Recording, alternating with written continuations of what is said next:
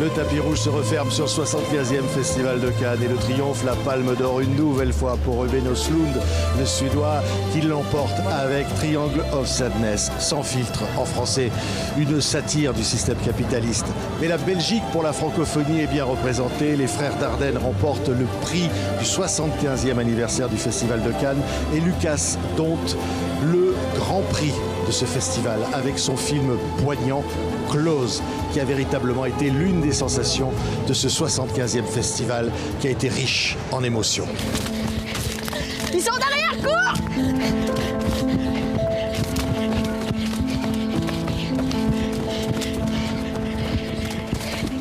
Alain Chabat, Laurent Lafitte, Anne Goscinny, la fille de René Goscinny, c'est le petit Nicolas. Qu'est-ce qu'on attend pour être heureux? Un film d'animation formidable, peut-être tout un symbole après ce 75e Festival de Cannes. Et oui, qu'est-ce qu'on attend pour être heureux? Qu'est-ce qu'on attend pour être heureux?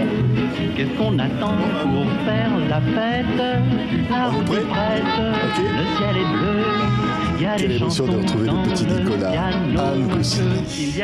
Votre papa, René, était tellement, dans ce personnage du petit Nicolas qui devient un film formidable, un film d'animation avec la voix d'Alain Chabat, la voix de René Goscinny et la voix de Jean-Jacques Sempé, c'est Laurent Lafitte. C'est un rêve, Anne? C'est un rêve qui est devenu réalité quand j'ai appelé Alain pour lui proposer de doubler mon père. Il m'a dit « laisse-moi le week-end pour réfléchir ». Le week-end m'a semblé durer 3 semaines, mais il a duré 48 heures.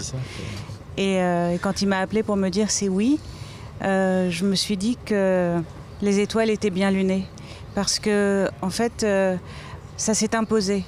De tous les gens qui se sont emparés de l'œuvre de mon père, il y en a eu. Il y a eu beaucoup de films, il y a eu des bandes dessinées. Il est celui, même si sa modestie en souffre tout de suite, il est celui qui a le mieux compris mon père et qui est dans l'esprit le plus proche de mon père. L'humour, l'esprit, la bienveillance aussi, et la gentillesse, et la générosité, et la timidité. Et la timidité, Alain? Pas du tout. Il y a quelque chose... Se cognant le micro dans le menton. Il y a quelque chose, Anne le dit, elle sait de quoi elle parle. Ça va être dur cette interview. Non, c'est raison. C'est un résumé. Pas du tout. Bon. Anne le dit. Non mais c'est vrai, Alain. Il y a quelque chose de Goscinny en vous. Non mais moi je suis un grand, évidemment, enfin Anne le sait, mais je suis un grand fan de René Goscinny depuis que je suis petit et que je continue à découvrir encore des tas de choses dans son œuvre, quoi. Je trouve que c'est un auteur majeur. Enfin moi je trouve que c'est un auteur incroyable et je suis en boucle un peu là-dessus, mais aussi un découvreur et un accompagnateur de talent incroyable. Il a quand même, avec le magazine Pilote à l'époque, découvert, accompagné, cornaqué. La liste, elle est folle d'auteurs, de dessinateurs, dessinatrices ou même cinéastes, puisqu'il y a des dessinateurs aussi et des gens qui étaient chez Pilote qui sont devenus après metteurs en scène. Il y a même Terry Gilliam qui est passé par Pilote. Enfin, c'est quand même pas rien. C'est vrai. Et alors, Laurent et Jean-Jacques Sempé, parce qu'évidemment, le dessinateur merveilleux du petit Nicolas, qui est avec ce trait qu'on voit dans le film, qui est là. Et le film mélange à la fois cette œuvre qui est le petit Nicolas, de ces deux hommes, de ces deux copains, et en même temps leur propre histoire à eux, Sempé. Oui, on voit, on nous raconte la rencontre de ces deux hommes, et puis leurs blessures, même si elles sont très différentes, mais ces blessures qui ont aidé à créer cet univers du petit Nicolas. Et on comprend aussi pourquoi ça nous touche autant. C'est parce que c'est évidemment, c'est même dans le trait, c'est léger, tout paraît très fin, tout paraît, mais derrière, il y a, comme souvent dans les œuvres populaires, il y a quelque chose qui touche de manière universelle parce que c'est lié à des fêlures. Et sans être du tout dramatique, le film raconte ça, et en restant dans l'esprit et la légèreté qu'on aime tant dans l'œuvre de Goscinny et de Sempé autour du petit Nicolas. Ouais, regardez la bande-annonce, c'est le petit Nicolas. Dis donc, il est marrant, lui, c'est qui? Lequel, faut voir? Celui-là. Ah ouais, je l'aime bien, lui. Bah justement, je voulais t'en parler. À la rédaction, ils m'ont demandé de le développer pour leur édition du dimanche. Mais bon, tu sais, moi, l'écriture, c'est pas trop mon truc. Mais toi, t'es le magicien des mots. Ça te dirait pas qu'on en fasse quelque chose tous les deux? Oui, si tu veux, oui. Mais tu voyais ça comment? Eh ben toi, tu lui écris des histoires, moi je les illustre. Et voilà, on fait ça entre copains. Ce serait chouette, non? Mais oui, t'as raison. Et il a un nom, ce petit garçon? C'est tellement vrai, Anne Goscinny. On voyait ces images avec ces deux personnages qui deviennent pratiquement des personnages d'animation, que sont Goscinny et Sampé, et qui inventent ce petit bonhomme qui raconte leur enfance, nos enfances. Oui, en fait, ce qu'on a voulu montrer, c'est que de deux enfances, adolescences difficiles, différemment difficile pour Sampé qui n'a pas été un enfant aimé et pour mon père dont la famille était massacrée légalement en Europe. Ils ont fait œuvre de résilience en créant le héros d'une enfance rêvée. Finalement, le petit Nicolas, c'est presque le symbole de l'enfance qu'on aimerait tous avoir.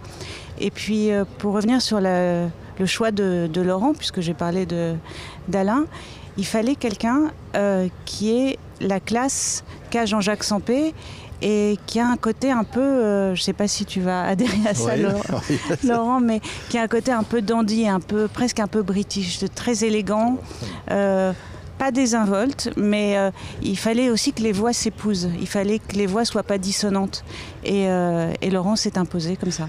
Oui, c'est beau, parce qu'alors en plus, dans le dessin animé, on va dire, le film d'animation, les dessins sont les dessins de Jean-Jacques Sampé, et on y retrouve des références de l'époque, de l'école des années, on va dire, des années 60.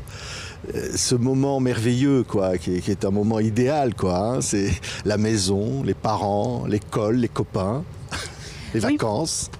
Oui, parce qu'en fait, on pourrait imaginer que le petit Nicolas, qui est né au début des années 60, en 59 exactement, pourrait être démodé parce qu'il n'y a pas d'objets connectés, il n'y a pas de téléphone portable, il y a des plumiers.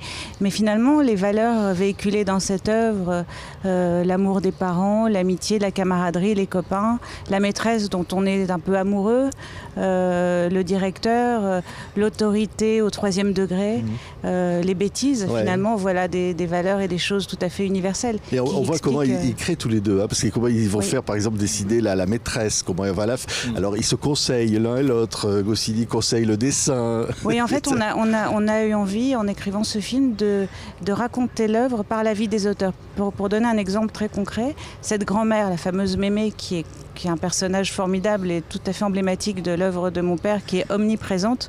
À un moment donné, par exemple, il y a une réplique dans le film qui est de mon père. Le père dit mais qu'est-ce que va devenir Nicolas plus tard, et la grand-mère dit il deviendra un gendre probablement. et en fait on a voulu raconter la création de ce personnage en nous servant de la vie des auteurs, en injectant des voilà. Ouais. Et cette grand-mère là omniprésente finalement répond à la grand-mère de mon père, qui vivait en Europe quand mon père vivait en Argentine. Oui, c'est comment on devient la voix, comment on prend la voix de Goscinny, Alain. Je me suis un peu laissé guider aussi par Anne, franchement, puisqu'il y a aussi ce qui est intéressant, enfin, entre autres, on connaît peu la vie de Goscinny et la vie de Sampé, c'était assez discret sur leur vie privée, donc moi j'avais comme référence que quelques interviews de Goscinny, où justement, j'entendais. Par exemple, il y avait dans le scénar, à un moment, il y a Goscinny qui dit c'était pas tel truc. Je me souviens que j'avais dit, mais dans toutes les interviews, Goscinny met toutes les négations. Il dit ce n'était pas. Oui. Donc elle me dit non, mais il y avait Goscinny interview, mais dans la vie, il disait c'était pas. Tu peux dire c'était pas. Enfin, donc moi j'avais peu, c'est pour ça j'ai beaucoup écouté Anne, j'avais peu d'informations là-dessus, quoi, je sais pas comment dire, je vais pas faire une imitation j'ai même pas la voix de Goscinny en fait, il y avait une voix, je sais pas, plus... Il avait une voix un peu métallique, mais t'as plus que la voix, t'as l'état d'esprit. Ah oui, c'est ça, c'est ce qu'on entend. Finalement. Ouais. Laurent, de la Comédie Française. Ça impose. Ça impose. Il faut quand même le dire. À chaque fois, il faut quand même le signaler. Vous aimez cet univers du petit Nicolas? Oui, j'adore. Ouais. Moi, ça a bercé mon enfance. Et puis, bizarrement, alors que c'était pas un personnage contemporain pour moi.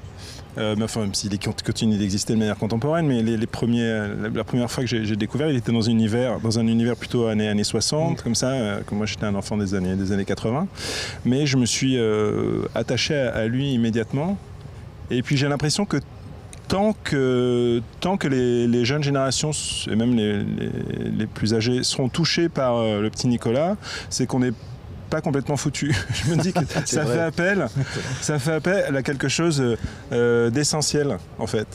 Et ça fait plaisir de savoir que c'est une œuvre qui continue à toucher les gens, dont on peut encore parler. Et vraiment, surtout en ce moment, je trouve ça réconfortant de se dire qu'on est encore touché par ces histoires-là, ces histoires simples, ce trait fin, cet humour léger.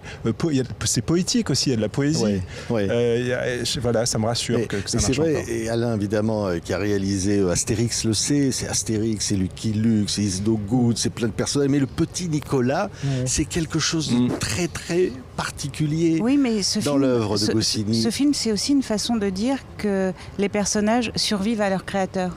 Et finalement, c'est ça la morale du film. Et mon père n'est plus là depuis 1977. Albert Uderzo, pour parler d'Astérix, n'est plus là depuis 2020. Astérix continue. Maurice et mon père sont plus là tous les deux. Lucky Luke continue. Voilà. Et Jean Tabary n'est plus là et Is No Good continue. Et je trouve ça presque un peu mystique, un peu magique de se dire que leurs créatures leur survivent. Ouais. Il y a une créature qui est là. C'est vous. Oui, merci. Je vois comment je dois prendre le mot créature. Là, c'est moi qui vais mettre le micro dans le nez. Je dis ça parce que dans le film, vous apparaissez évidemment. Quand la petite Anne arrive et l'émotion de René. Oui, à la fin du film, quand il sort la photo. Parce que c'est on va dire qu'en regardant ce film, ces deux personnages nous touchent, nous bouleversent. On aura envie de les prendre dans nos bras, de leur dire merci. Je sais pas, il y a quelque chose de... Alors c'est que le film est réussi. Ils nous font du bien. Encore, même s'ils sont plus là, ils nous font du bien. Oui, et puis même le titre, qu'est-ce qu'on attend pour être heureux ? Le titre du film, la chanson de Ventura, c'est aussi, ça veut dire que être heureux, c'est aussi à un moment peut-être un choix, une décision. Oui. Et c'est ce qu'ils ont fait en créant le petit Nicolas. Ils ont eu des enfances difficiles, mais ils ont décidé qu'ils n'allaient pas attendre plus longtemps pour être heureux, et que c'était maintenant, et c'était à travers ce personnage. Merci à tous les trois. Merci beaucoup. Qu'est-ce qu'on attend pour être heureux ? On va se quitter avec Ventura. Il aimait ça, le jazz, évidemment le jazz. Sampé adore le jazz. Sampé adore le jazz. Et je trouve que l'univers fantastique de Ray Ventura correspondait aussi à mon père. Et le sous-titre du film, c'est « Qu'est-ce qu'on attend pour être heureux ?» Et ça, moi, ça me comble. Ouais. Ils sont là, ils sont quelque part dans le ciel de Cannes. Ils sont pas loin, je peux vous dire qu'ils sont là. Ils nous regardent en ce moment-là. On pense à Jean-Jacques, qui est toujours là, lui. Jean-Jacques Sampé, bien sûr. Et qui a beaucoup aimé le film. Ouais. Merci à tous les trois. Merci beaucoup. Allez voir Qu'est-ce qu'on attend pour être heureux et le petit Nicolas. Merci. Merci beaucoup. Merci.